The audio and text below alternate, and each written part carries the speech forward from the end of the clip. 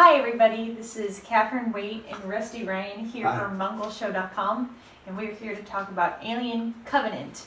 But before we talk about that, I think that you said it's important that we discuss Prometheus first. Yes, I have a few thoughts about Prometheus. And so, first off, I think we need to level set. I think Prometheus was a pretty good movie. And I think that part of the problem that it has, it suffers from audience and critics' expectations.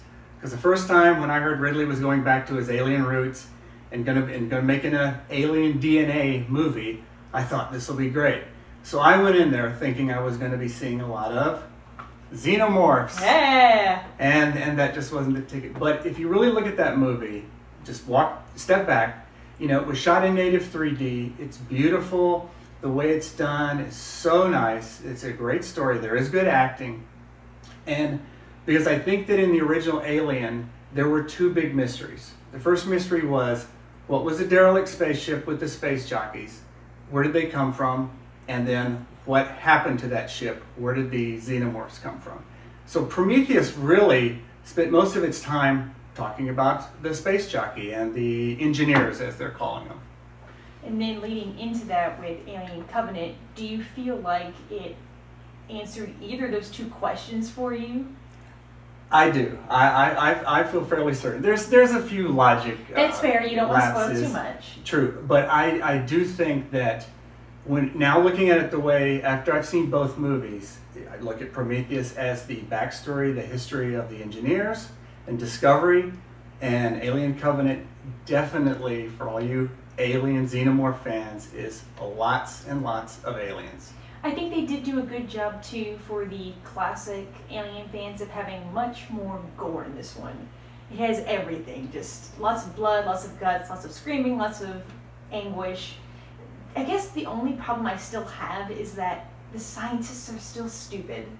They make very dumb decisions and they don't seem to realize that they're doing that. And that's probably my biggest issue that I have with Alien Covenant is seeing scientists make the same mistake or do the same issue multiple times, wanting to yell at them on screen to do something different. It's just like that person that you say, do not go up those stairs, don't go in the basement, don't open that door. They're going to do it. Don't look at face hugger eggs, don't touch or trust anything on a new planet. Because that's the big thing about this movie is Covenant focuses on this ship that's going to a whole new planet that they hadn't researched, they hadn't done any studying on, and they just are kind of going with their gut that we need to go to this planet.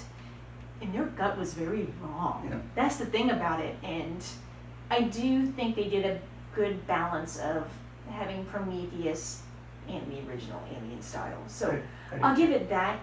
I think it's going to do well because it's not exactly the same as Prometheus. That's where people and critics, I think, are all going to agree that it's good because it's not exactly the same as that.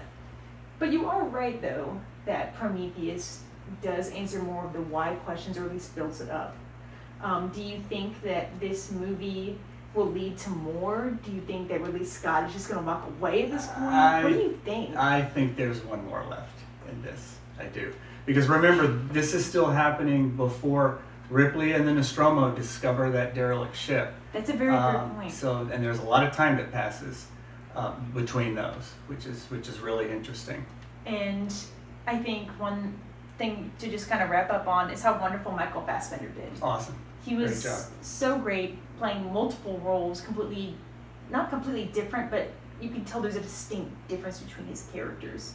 And I was very impressed, and it's so interesting to see an actor really become a character where now for me, I see him as David, where he's an android. Like, that's who he is now for me. And in my mind, he is the Ripley of the series now. Mm-hmm. He's become that. But he does such a great job. I would say one thing I want to throw in there because I thought it was such a nice touch, and it was like 20 minutes into the movie where it was really a continuation of Prometheus, where it was nice and slow, and they had these big, wide, sweeping shots, and even when they were on the spaceship. But then all of a sudden, a distress signal comes across on the ship's comm, and right at that moment, Ripley, I'm sure he did it on purpose, played the original Jerry Goldsmith soundtrack from Alien. Nice. and it was almost like he's saying, okay, I heard what you said before about the other one. Let's go find some monsters. And right after that moment, it became very, very fast and fast-paced, lots of action. If you're going for xenomorphs, face huggers, all that stuff, you're not going to be disappointed. You won't. I recommend this movie to anyone who's a fan of the franchise. Absolutely. So you guys go check it out. Thanks for visiting MuggleShow.com, and hopefully we'll see you guys later. Thank you. Bye.